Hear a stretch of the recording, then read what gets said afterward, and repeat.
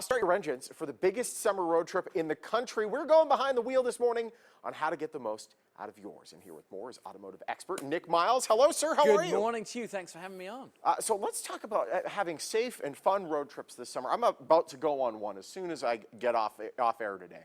How do you make it safe? How do you make it fun without wanting to rip your hair out? I can start with the biggest thing that I tell everybody is get Wi-Fi in your car. Oh, boy. You can actually get the dongle from some of your cell carriers for nothing. It's free, and then they just add on the data charges. But if you have kids, it saves a lot of leg slapping in the back of the car, and it keeps them very quiet. It actually can, you don't have to take your psych meds. You can actually just give the kids the Wi-Fi, and when you get to where you need to go, you know, they're nice and quiet. You realize you don't have to cover up the problem. That fixes the problem. Yeah, exactly. My goodness, it's beautiful. Keep them quiet. Well, before you even head on the road, you should probably make sure the tires are all set. That's the big one. When was the last time you checked the air in your spare tire? That's my biggest thing. I mean, I wish I had a spare tire. Right. Well, and some cars have run flat tires, but at the same time, is do things that's simple. Do you have windshield washer fluid? Check the air in your spare tire. Yeah.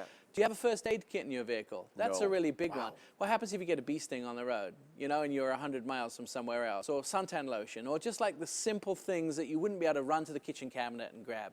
I mean, those are the main things.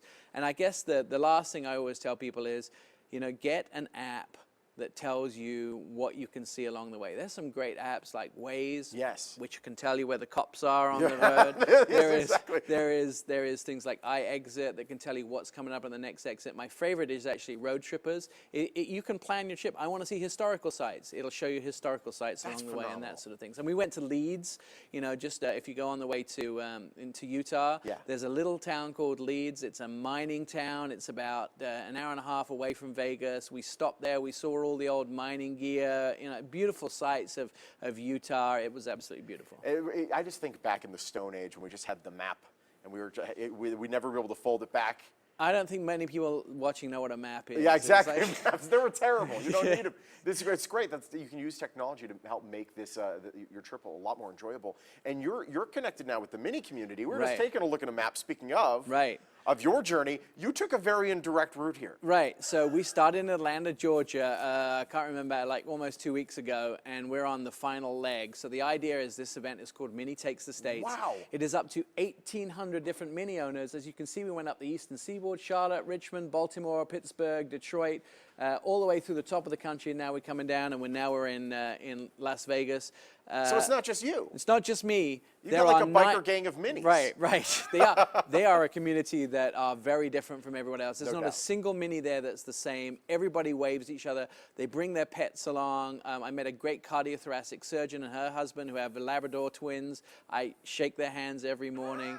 And the idea behind this is we didn't just want to, it's a road trip that happens every 2 years. So this is the 10th anniversary. So it's been going 10 years. That's awesome. And what we try to do is do something that's positive for the community. And this year, it's defying hunger. 1 in 5 American kids are actually going hungry. 1 in 7 adults are going hungry. So I said, look, we're going to have this huge group, 910 people going all the way from beginning to end, about 1,800 on every leg, maximized. And we tried to raise 800,000 meals. We reached that in Green Bay. Awesome. Our new goal is 1.1 million meals. That's going to feed a lot of kids. So, you know, we're doing Motoring with a Purpose. Helping Feeding America, which is connected here to the 3 Square Food Bank. Absolutely. And they'll get the food. They will get the food that we raise, you know, in this area. So how do we help donate to you so you can give to them? Me personally, you can go to my website.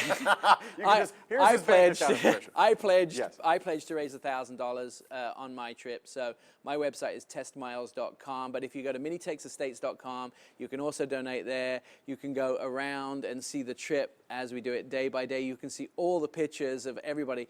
This is the strangest thing.